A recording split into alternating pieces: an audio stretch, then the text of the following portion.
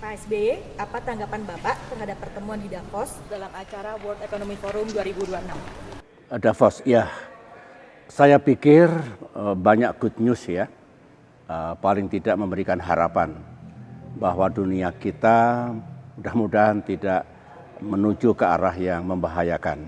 Begini, minggu ini kan saya melepas 2 tweet yang intinya perkembangan dunia sekarang ini menurut saya memiliki kerawanan bahkan membahayakan kalau tidak ada upaya bersama untuk mencegah mungkin terjadinya krisis di dunia kita atau bahkan peperangan itu.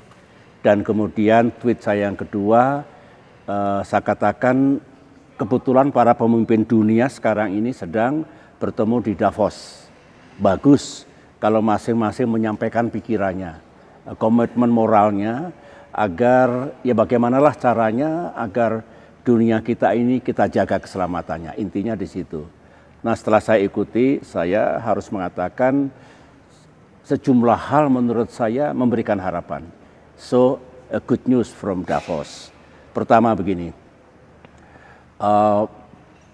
Presiden Trump melunak urusan Greenland ini yang tadinya akan menjatuhkan sanksi tarif kepada banyak negara di Eropa dan kemudian belum diputuskan bagaimana mengambil Greenland ini, apakah dengan perundingan secara damai atau menggunakan kekuatan militer.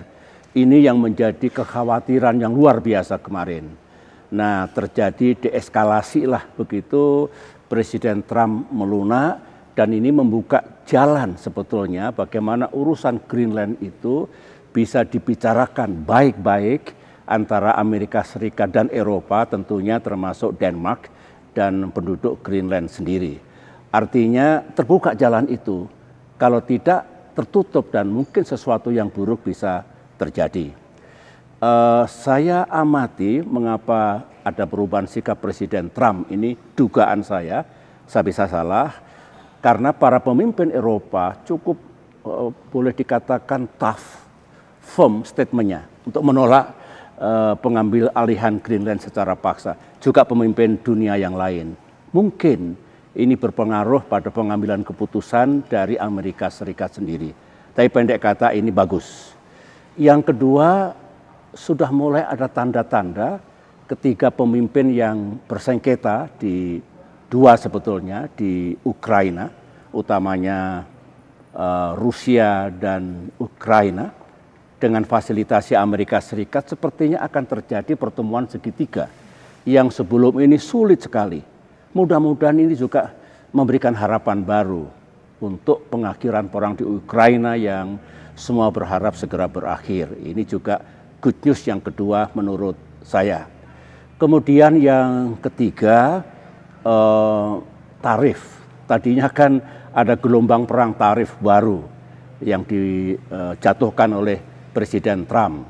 Kalau ini terjadi, bisa dibayangkan nanti ada instabilitas baru, ada persoalan baru dalam perdagangan dunia dan ekonomi dunia.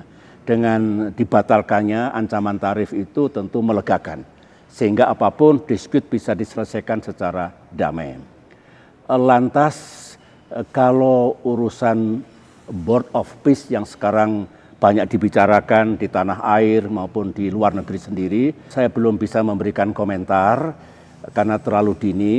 Tetapi kalau Indonesia bergabung dalam Board of Peace itu, tentu Presiden kita Pak Prabowo sudah mempertimbangkan dengan seksama. Mengapanya? Why? Reasonnya apa bagi Indonesia? Nanti pasti Menteri Luar Negeri atau beliau sendiri akan menjelaskan kepada rakyat Indonesia sekembali dari kehadiran Pak Prabowo di Davos. Nah, yang kelima, yang terakhir, saya harus memberikan pujian kepada Presiden kita, Bapak Prabowo Subianto, karena berkenan untuk hadir dan berpartisipasi dalam pertemuan di Davos. Begini, ini saat yang kritis katakanlah. Saat yang memerlukan kebersamaan termasuk pemikiran bersama dari para pemimpin dunia, presiden, perdana menteri, dan lain-lain. Nah, kalau presiden kita hadir, tentu terlibat untuk mencari solusi dan memikirkan sesuatu untuk kebaikan dunia kita. Ingat sejak Presiden Soekarno, Indonesia itu aktif. Konstitusi kita juga mengatakan demikian. Jadi melegakan Presiden kita hadir dan mengambil bagian dalam perhelatan di Davos tersebut. Ya mudah-mudahan ini menjadi semacam game change ya, untuk mencegah hal yang buruk terjadi di dunia, meskipun kita tunggu implementasinya. Kita tunggu realisasinya, karena masih banyak pekerjaan rumah yang harus dirampungkan dengan sebutlah komitmen di Davos kemarin. Kira-kira begitu.